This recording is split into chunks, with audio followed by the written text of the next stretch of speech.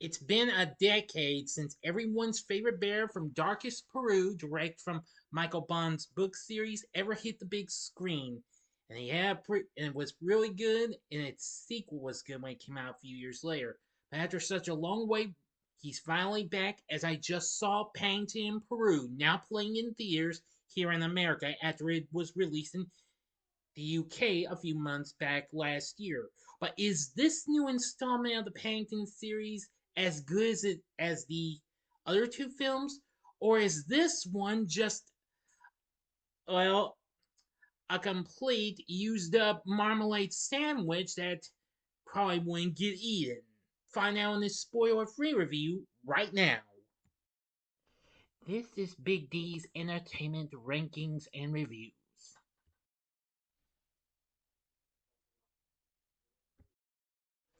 So, greetings, my fellow YouTubers, and welcome to Big D's Entertainment Rankings and Reviews. My name is Noel, better known to as the Big D, and this time around, I bring to you a spoiler-free review of the 2024 live-action animated comedy flick Paddington Peru, released by Columbia along with Stage 6 Films in the US, but was released last year, since I said 2024, by Studio Canal. Directed by Dougal Wilson, if I'm pronouncing that correctly. Yes. In directorial, his feature directorial debut. Yes. After he had recently directed several other things, as well as, well, music videos for other British acts, most notably Coldplay. He directed one of their videos. Anyway, this film just now came out after it was released 3 months ago in the UK. This film also just came to France a week ago, and it will be coming to Japan later on. Now I'm gonna keep it spoiler free and what have you, as I have already said. The film has Ben Whishaw once again voicing the titular character, along with Hugh Bonneville, Julie Walters, Jim Broadbent. Let's see, Madeleine Harris, and Samuel Joslin back. Oh yeah, as well as the voice of Imelda Staunton. Plus, we have Emily Mortimer, Olivia Colman, Antonio Banderas, and Carla Tous in this as well. Now then, now now of course this takes place long after the other two films, but I'm going to just give it to you and just give you a little bit of the story. Paddington receives a letter from the Home for Retired Bears in Peru, informing him that his Aunt Lucy deeply misses him and is acting strangely. Paddington and the Browns decide to go there to visit her. Upon arriving in Peru, the Browns learn from the Reverend Mother that Aunt Lucy has gone missing in the jungle, leaving behind only her glasses and her bracelet. Paddington finds a map in Aunt Lucy's cabin, indicating they should start their search at a place called Roomy Rock. Mrs. Bird and the Reverend Mother stay behind, and the Reverend Mother gives Mrs. Brown a pendant for good luck. So apparently, the Browns take a boat. Well, they for hire. They go downriver, meeting treasure hunters Hunter Cabot and his daughter Gina. Hunter notices Paddington's bracelet and informs the family of the lost sea of El Dorado, a mythical place that is said to contain gold offered by ancient Peruvians to the jungle spirits. And travelers in search of El Dorado typically begin their searches at Roomy Rock, but do not return alive. Well, that's all of the story I'm going to give to you. If you really want to know what happens next, you better go see this film. But I'm getting too far ahead of myself. Anyway, now my thoughts on Paddington Peru. I must say I loved it. I mean, this is just as good as the other two films were. The first Paddington, which was really good, and Paddington 2, which was even more good in my view. This comes right there, smack dab in between those two.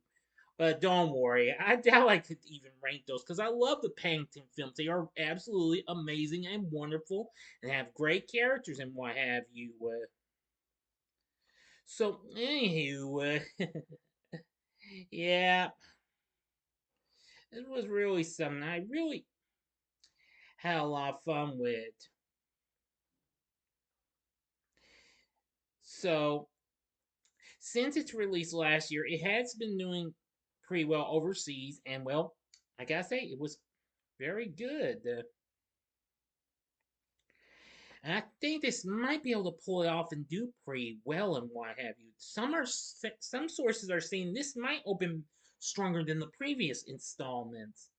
Anyway, Rotten Tomatoes currently has this certified fresh at 94%, saying the film whisks away the cinema's politest bear to a fresh setting under a new creative stewardship, delivering a most agreeable adventure for the whole family.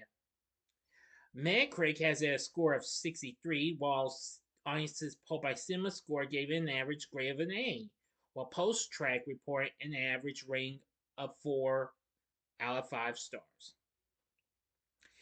The Guardian's Peter Bradshaw said this Paddington threequel is a perfectly decent bet for the holidays, well, upon its release last year, and never anything other than entertaining, but the gag density has thinned out and removing Paddington from Blighty, though making perfect narrative and dramatic sense, and in tune with the franchise's admirable,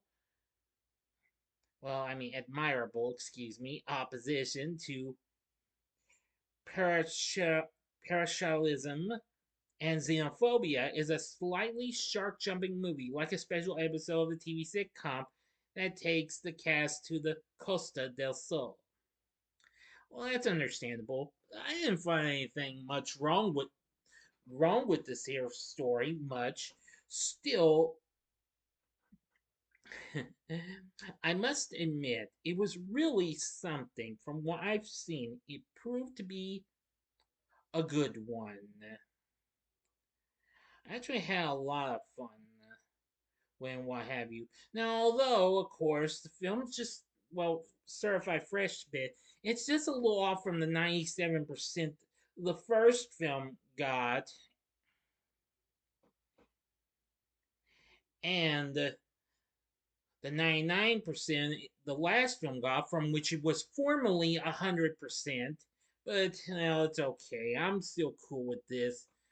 I think Paddington in Peru is definitely worth checking out. I think it's a real fun sequel, and I think you'll really like it. Like I said in my out theater reaction, this is a perfect film for the whole family. So, anyway, they're saying that when it opens in the US, despite Captain America Brave New World is out now, this film is projected to make 15 to 17 million. So I'm going to hope for the best this does well. And I wish this film the best of luck. I can see it's done okay when it made its Thursday previews, though, however. But we'll see what happens. Now, I'm going to say that Dougal Wilson does an exceptionally good job in his directorial debut for a film that is. The screenplay was written by Mark Burton, John Foster, and James Lamont, which was good, and the story was written by Mark Burton, Simon Farnaby, and Paul King, who was originally the director of the first two installments. And this, of course, is based on Michael Bond's popular character of Paddington Bear that has been around for many years. I like the music and score done by Dario Marianelli. I've got to say, that was really good. So, apparently, that was good. Well, from what I've seen of the film, it kind of makes you feel like you're seeing one of the old adventure films, like the early Indiana Jones films, but of course with Paddington, what have you. It does have a few fun moments and what have you, but I will not give you no spoilers on those. Nor will I tell you to stay. Nor will I tell you you'll see a very big surprising guest in a mid-credit scene. But I'm not going to tell you that is here. I'm going to keep that hush hush. Now then, for our cast, though, I really did enjoy the cast very well. Now, Ben Whishaw once again reprises his role as the voice of Paddington, and he's still good just like before, and still just as funny as you can imagine. It is so much fun. For the rest of the cast, we have Hugh Bonneville, once again good as Mr. Henry Brown. He's still good too. Of course, I do believe he's going to be back again in a third Downton Abbey movie coming up that's in the works. Julie Walters once again plays the Browns' housekeeper, Mrs. Bird. Well, I thought was still good too, just like last time. Same can be said for the kids. Madeleine Harris once again reprises her role of Judy Brown, while Samuel Joslin returns as Jonathan Brown. They're both really good. Now, unfortunately, Mary Brown, the the matriarch of the Brown family, this time is played by Emily Mortimer, who I only remember from the Pink Panther films with Steve Martin, since her original portrayer, Sally Hawkins, was unfortunately unable to travel. Well, so I read. Jim Broadbent is once again back as Mr. Samuel Gruber, of the owner of the antique shop, which still looks as good as I can remember. Imelda Staunton once again voices Aunt Lucy, still good. We also have an appearance from Haley Atwell in this as the character of Madison. Yeah, I almost forgot to point out that you'll see some of Paddington's human friends we've seen in some parts of the last film in this. Unfortunately, the only person that was missing was, well, the Brown's neighbor, Mr. Curry, who was played by Peter Capaldi. He was nowhere to be seen. That's kind of a slight downside with the film, but that does not deduct any points. No way. I'm fine. I could understand why he wasn't in this and why have you. I'm sure they had their reasons. Now, as for the rest of the cast, on the other hand, we had Olivia Colman playing the Reverend Mother, and I must say she was a pretty good character and what have you. And of course, she recently actually appeared in Puss in Boots, The Last Wish, and Wonka, which actually did have Mrs. Brown's former portrayer, Sally Hawkins. Yeah, of course, in Wonka she was Mrs. Scrubbit, and as for Puss in Boots: The Last Wish, she was the voice of Mama Bear. And oh yeah, she also appeared in some other films, and like the 2017 remake of Murder on the Orient Express, as well as voice acting for two other animated films, The Mitchells vs. the Machines and Ron's Gone Wrong, which I thought that was pretty good. Now, as for Antonio Banderas, he plays Hunter Cabot. I've got to say, he was very good in that role. And Carla Tous plays Gina Cabot. I've got to say, those characters are really good. I think the cast was exceptionally good, old and new. I thought it was superb. This movie was absolutely superb from what I've seen, what have you. Now, apparently, from what I'm reading of my sources, Canal Plus, Studio Canal's, well, owners, is already working on a fourth Paddington series and a spin-off television series, giving their focus to turn a heritage brand into a global phenomenon by delving deeper into the ongoing journey of Paddington from a classic character to a worldwide cultural phenomenon. Estimating that they might be releasing both these around 2027 and 2028, where the franchise would have its 70th anniversary. So apparently, we'll see what happens and why have you when that comes around. So anyway, Paddington in Peru, great sequel, great characters, great score, great story, etc., etc., etc. I loved it. Now, before I give my score, I'd like to do one more thing before I come to the end of this, and that's this. I was going to do a viral video, but instead, I think I'm going to do this in advance. So, everyone, I apologize for doing this, and that's this.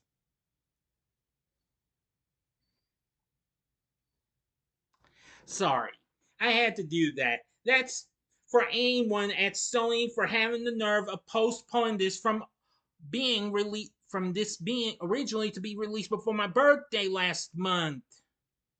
A hard stare. Okay, that about covers it. All right. For my score, I'm going to give Paddington Peru 5 stars, which will mean on a scale of 1 to 10, you guessed it, I give it a 10.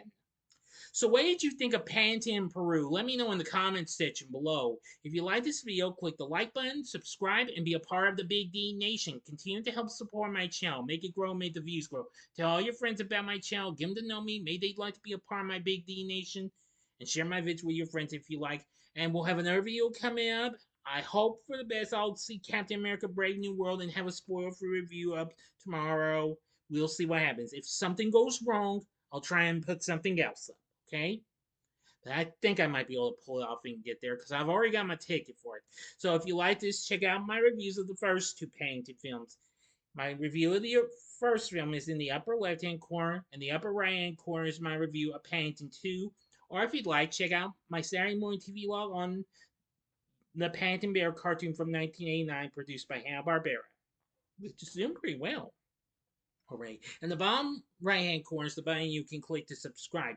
If you like rankings and reviews on movies, TV, music, video games, etc., then I'm your guy. Thanks for watching. Until next time, I'm the Big D saying, see ya.